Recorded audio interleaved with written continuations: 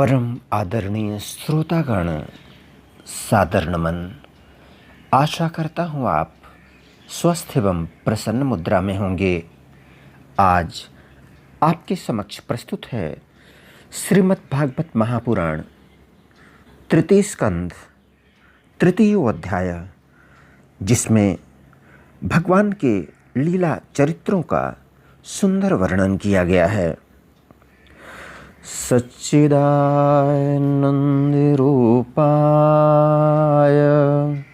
विश्वोत्पत्त्यादिहेतवे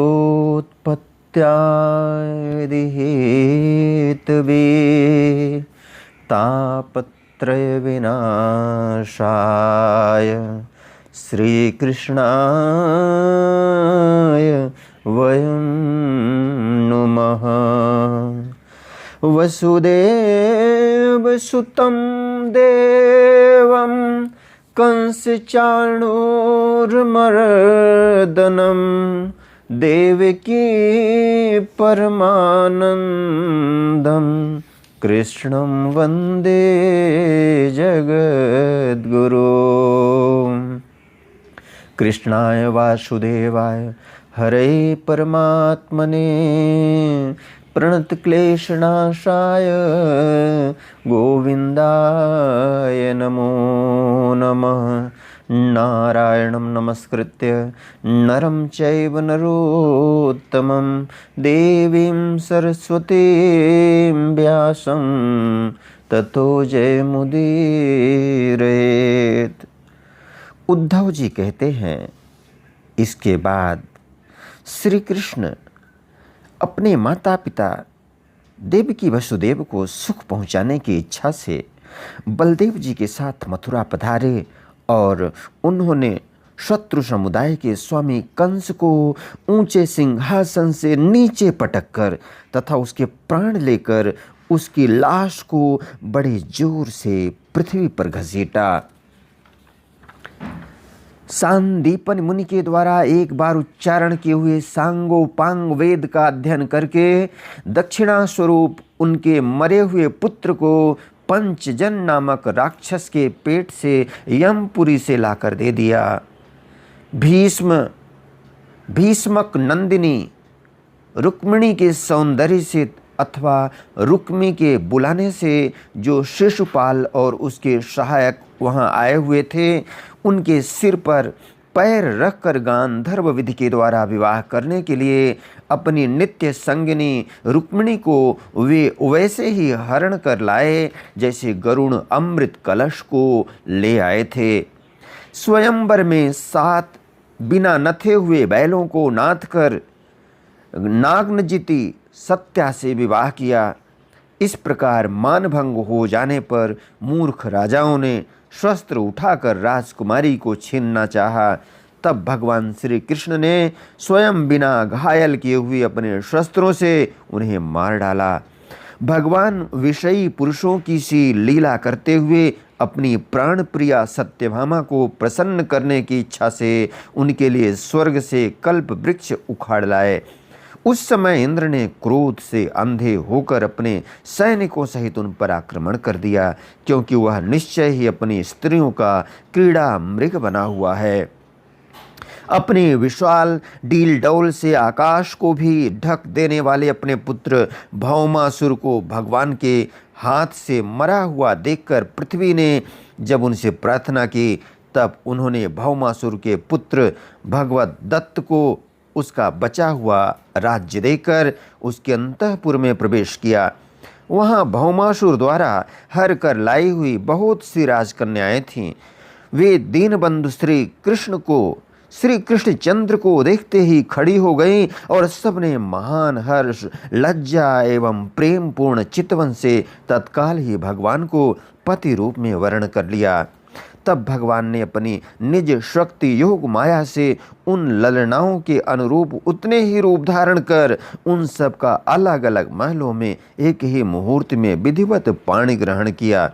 अपनी लीला का विस्तार करने के लिए उन्होंने उनमें से प्रत्येक के गर्भ से सभी गुणों में अपने ही समान 10-10 पुत्र उत्पन्न किए।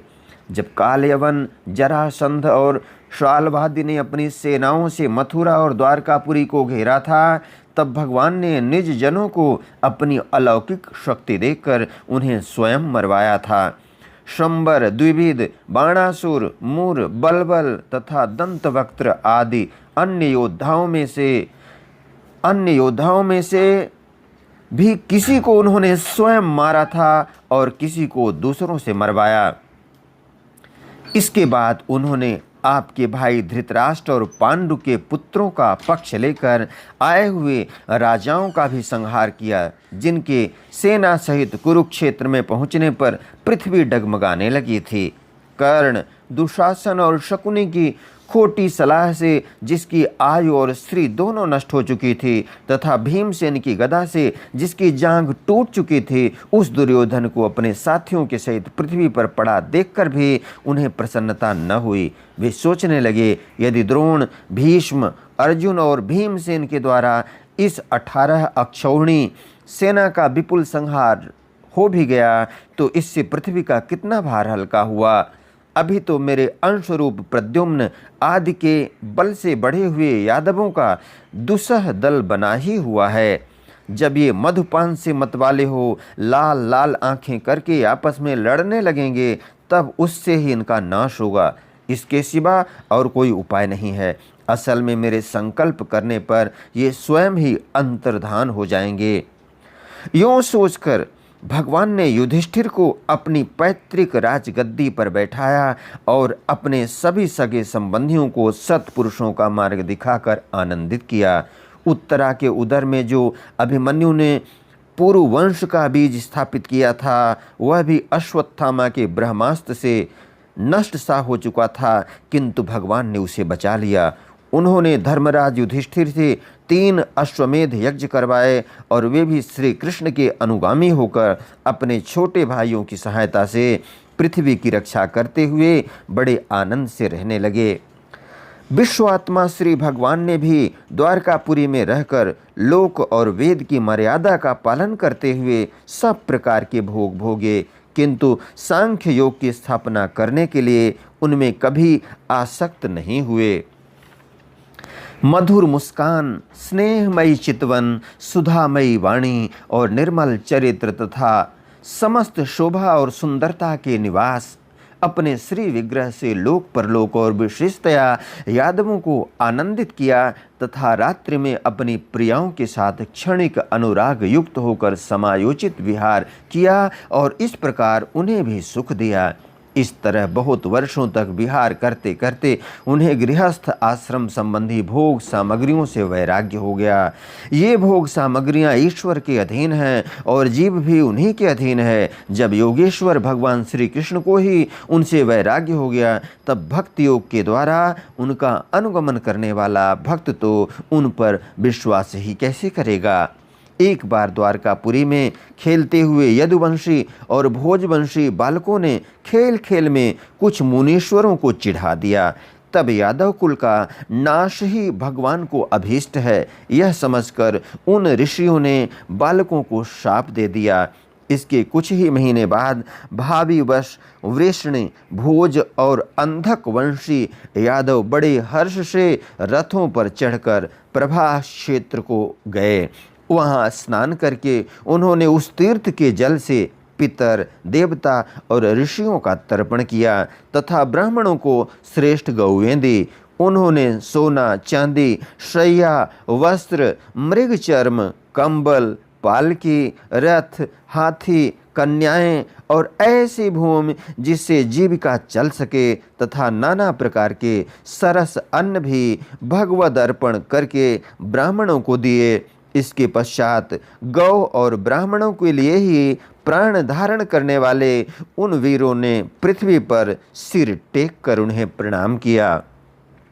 इति श्रीमद्भागवते महापुराणे पारमहंस्यां संहितायां तृतीय स्कंधे विदुरोद्धव संवादे तृतीयो अध्यायः। बोलो वृंदावन बिहारी लाल की जय। यदक्षर पद भ्रष्टं मात्राहीनं चेद् भवेत् तत्सर्वं क्षम्यतां देव प्रसिद्ध परमेश्वर। वीडियो देखने के लिए धन्यवाद एवं आभार। जय हिंद, जय जगत। आपका जीवन मंगलमय हो।